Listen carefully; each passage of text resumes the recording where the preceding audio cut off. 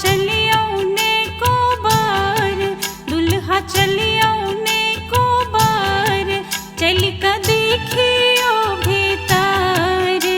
कोबारा घर में, चल का देखियो भीतर कोबारा घर में।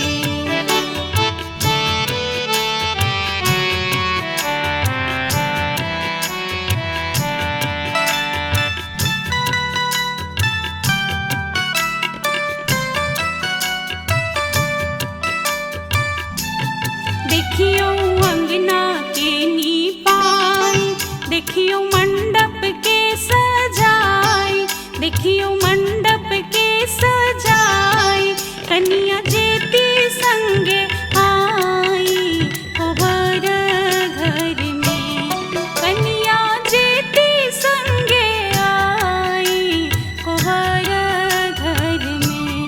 चल का देखियो भीतर कोबारा घर में, चल का देखियो भीतर कोबारा घर में।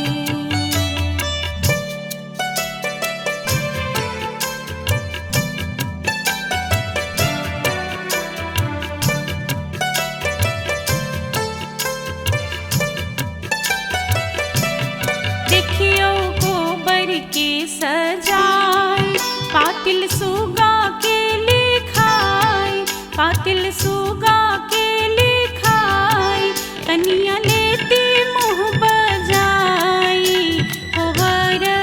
घर में, कन्या लेती मुँह बजाई कोबारा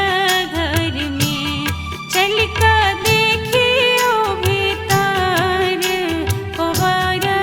घर में, चल का देखियो भीतर कोबारा घर में।